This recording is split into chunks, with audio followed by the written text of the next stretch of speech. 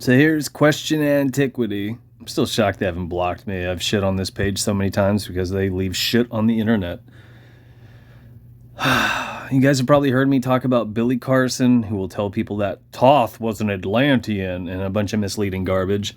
This is Graham Hancock. He's also controlled opposition, and he will lie to you about the antiquity of the Sphinx, among other things. He works for our masters. He's a fucking piece of shit.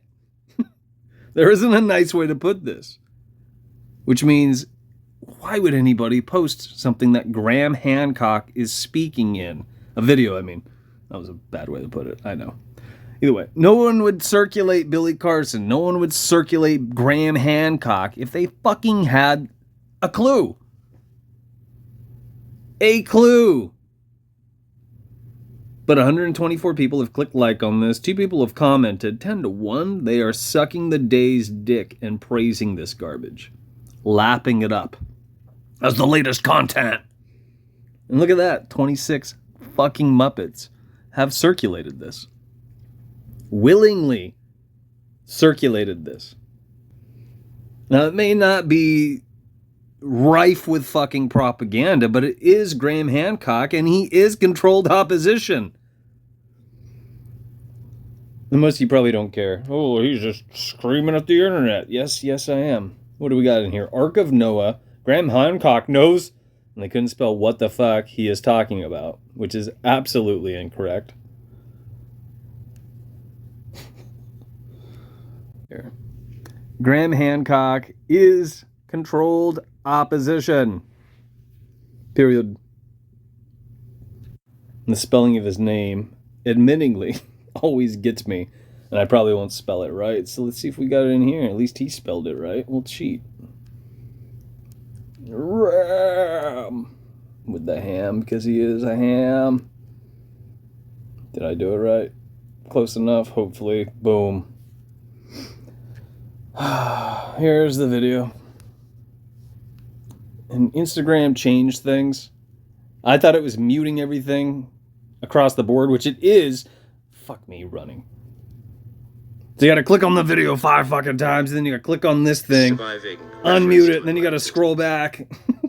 Plato, which is the earliest surviving reference to Atlantis, puts it this way, that his ancestor Solon visited Egypt. That visit to Egypt was in 600 BC, and there Solon claimed to have been told by Egyptian priests about this great advanced civilization that once existed, but that angered the gods and was destroyed in an enormous flood.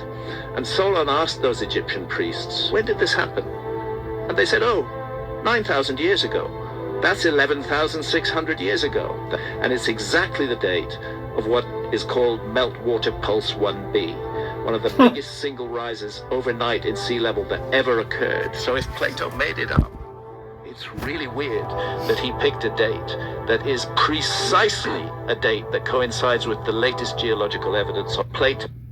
Again, you can't take anything Graham Hancock craps out at word value, at face value. You just shouldn't fucking believe this. You shouldn't listen to this shit.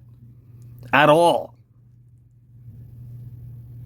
What I'm saying should apply to anybody and everybody who's fucking controlled opposition. Typically speaking, anybody who's well-financed and well-circulated. Typically speaking. And most people don't want to accept that. Because they don't want to put in the time and have to do their own research. They don't want to have to put in the time and think when they could just repost the latest content. So here's another point that I've brought up one too many fucking times related to Atlantis. It's a second-hand account, yeah. It was allegedly given to Plato. We have no proof of any of that. That's hearsay. That's popular opinion. And it's been echoed throughout the generations. Doesn't mean it happened. Doesn't mean this isn't an adult fairy tale. Why would I say something like that? Can any of you answer that based on who Plato was? Anybody? It's just as good as me barking about controlled opposition. Long before the terminology was spoon-fed to us by our masters. Anybody? You ever heard of the Pythagorean cult? Well, Plato was a student of said cult. What does a mystery school or a cult in this, C-U-L-T in this regard get up to in terms of information? They covet information. They hold it close to the chest or to the vest or however you want to think of that expression. The last thing they do is tell the public about something that reflects reality. If they do talk about something, outside of school, outside of their little clique, outside the boys' club,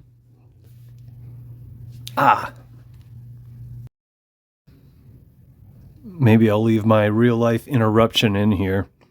I had bodily pains, so I stopped ranting for a moment. So what I was saying, and sorry, I'm chewing on some butterleaf lettuce. If our masters do speak about something in the public, they spoon feed the masses something. Yeah? It's either a diluted, watered down, in other words, version of what reflects reality, and or it's flat out fucking propaganda. If what I'm sitting on, if what I think I've rediscovered holds water, we've all this is nonsense in a number of ways. And it's just as good as the flat earth and the globe theory, which come from the same assholes, essentially, throughout the ages. And people were stupid enough to repeat those outlines, so now people don't understand what reflects reality. That's why they lie. Because all this shit, you can't use it as a fucking tool. Because it doesn't reflect what's what. But people don't take the time to do that. Instead, they repost shit. Like I said earlier. They don't research. They repost. They don't think for themselves. They don't open their eyes. They open their mouths. And this account, it's a problem. 67,000 people are following this garbage. It has traction on the internet. I got butterleaf in my teeth. And the algorithm is not censoring Danny. That's a red flag. That should tell you more than enough right there that you need to question shit if it's being circulated these days. I'm not saying Danny's necessarily controlled opposition. I think he's just a dumb fuck. And there's a lot of dumb fucks out there. That's why you and I were given numerous forms of communication. It's also why social media is free. It's something I refused to say online for a very long time because I was waiting to see if somebody else might. Why the fuck do you think it's free? Why the fuck do you think it's free? So that people will do things like this. Our masters don't have to pay controlled opposition assets anymore. Technically.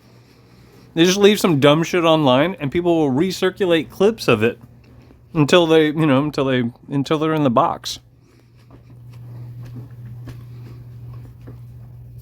Because people aren't very bright. That's why things are bad and why things are getting worse, and I'll digress. It's just me ranting at the internet again, and no one will probably see this video when I leave it on YouTube.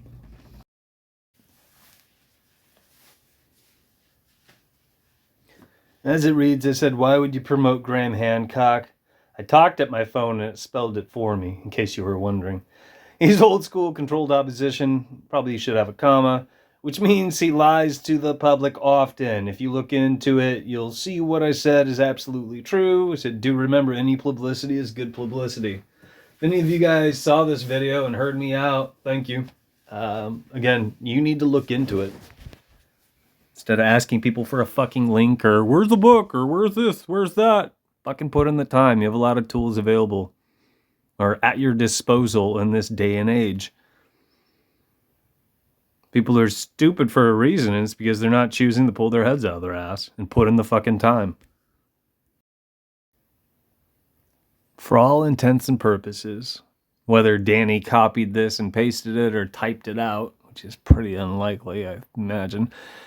Here, I'll read this to you. It says, Plato's account of Atlantis comes from the dialogues attributed to his ancestor Solon, a respected Athenian lawmaker and poet. According to Plato, Solon visited Egypt in the 6th century BCE, where priests from the city of Sais shared with him the story of a powerful island civilization called Atlantis. Now, do appreciate this is a game of telephone now. This is a second-hand account of a second-hand account, allegedly. Back to point. The priests described Atlantis as a vast empire located beyond the Pillars of Hercules, modern-day Strait of Gibraltar, which flourished around 9,000 years before Solon's time. The civilization was advanced in technology, military power, and wealth, but eventually fell out of favor with the gods due to its hubris and corruption. According to the priests, Atlantis was destroyed in a cataclysmic event that submerged the island into the sea. And usually, I don't know if he's going to say it in here, in a single night. Usually it's all said and done super fucking fast. Plato recounts this story in his dialogues, and it says Timaeus. Some of that shit's interesting if you guys have never run through it. And Critias, which I don't remember so well. First one stands out, but maybe I'm spacing something, just the same. Using it as a cautionary tale about the dangers of moral decay within powerful nations. Some scholars suggest that Plato's Atlantis may have been a fictional allegory. He is known for allegories, mind you, used to critique Athens' politics or to embody his philosophy. Sorry, I got sidetracked and I started looking at a Kit Kat. Philosophical ideas about ideal. Sorry, it's a Trader Joe's Kit Kat, mind you, but it's still sugar and bullshit. Philosophical ideals about ideal societies. That makes me think Danny did write this, but then again, maybe I'm wrong. Either way, back to point. However, others argue that Plato's story might be based on older historical events or cultural memories of real catastrophic occurrences, such as the volcanic eruption of Thera Santorini that devastated the Minoan civilization in the Aegean Sea around 16,000. Is it right? 16,000 BCE. Plato's account, almost done, hold on to your butts. Plato's account remains intriguing because of its combination of detailed geographical and cultural descriptions, coupled with the mysterious Egyptian origins of the story. While modern archaeological evidence doesn't support the literal existence of Atlantis as described, the legend continues to captivate historians, scientists, and enthusiasts alike. Now, deep down in my heart of hearts, I know that Danny didn't write this because it's not rife with fucking social engineering stickers people call emojis.